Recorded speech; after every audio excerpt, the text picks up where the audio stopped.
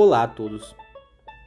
Estou aqui para apresentar a vocês um trabalho feito na disciplina Tópicos de Educação Especial. Essa disciplina é ministrada pelo Dr. Narciso das Neves Soares e pela professora Amanda Gil. O título desse trabalho é Espectros da Deficiência.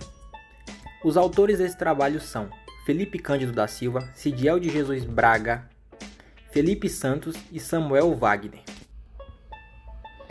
Primeiro passo. Pessoa com deficiência. O que é uma pessoa com deficiência?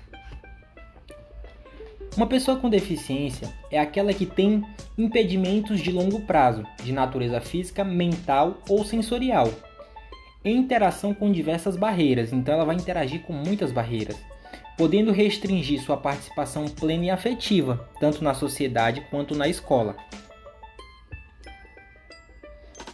Essas são as características gerais. E aí, para lidar com essas pessoas que têm deficiência física, a gente tem a intervenção pedagógica para alunos com deficiência. O que é essa intervenção pedagógica? Novas propostas educacionais que buscam desenvolver ambientes inclusivos. Então, essa pessoa com deficiência, ela vai tentar ser incluída na escola. Mas em que aspecto? A escola é um espaço de integração, socialização e troca de saberes.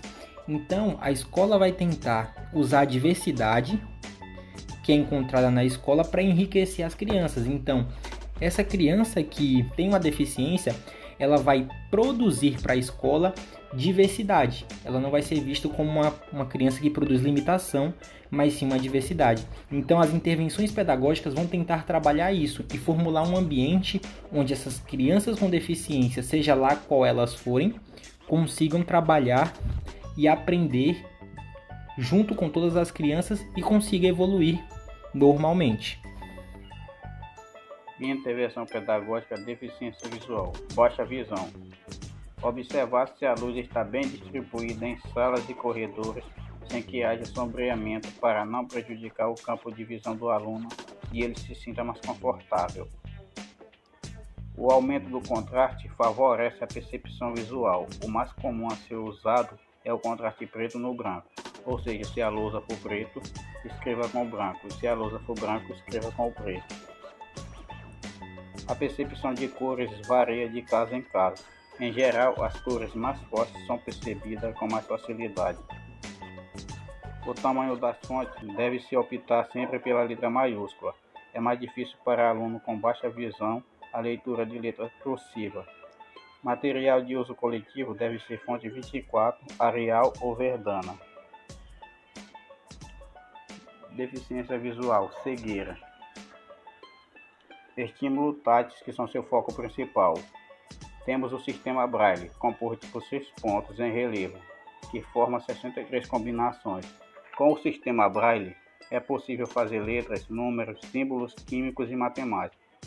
E temos o abaco, que sofreu adaptações para ser utilizado pelas pessoas cegas, dando origem ao soroban e ao ensino da matemática. Aqui temos um exemplo de material totalmente manipulável, através do tato, muito bom para ensinar pessoas cegas. Deficiência auditiva. Oralismo. Objetivo: ensinar o mudo a falar o mais cedo possível, utilizando diversos instrumentos, entre eles o aparelho auditivo. E temos a comunicação total, que o objetivo é utilizar de todos os meios que possam facilitar a comunicação, desde a fala sinalizada, passando por uma série de sistemas até chegar aos sinais. E temos o bilinguismo, que defende o uso da língua de sinais e o português, como duas línguas distintas, reconhecendo os surdos na sua diferença e especialidade. A língua de sinais como sua primeira língua e o português como sua segunda língua. Proposta pedagógica para surdo. Desenvolveu o processo de ensino e aprendizagem adotando a mesma proposta curricular do ensino regular, com adaptações que possibilitam sua inclusão social no meio de todos. Intervenção pedagógica, deficiência física. A deficiência física se refere ao comprometimento do aparelho locomotor. É uma limitação do funcionamento físico-motor do ser humano. Nessa deficiência, sempre vai haver um comprometimento no sistema ósseo, articular, muscular e nervoso do deficiente. A paralisia cerebral afeta o sistema motor, logo também é classificada como deficiência física. E para o desenvolvimento de um trabalho pedagógico efetivo com alunos com deficiência física, faz-se necessário estabelecer uma interação entre a família e com profissionais de saúde.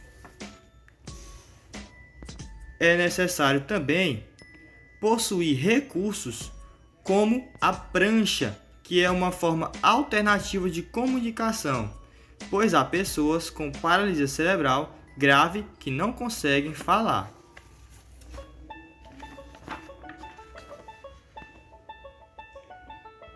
Intervenção pedagógica, deficiência intelectual.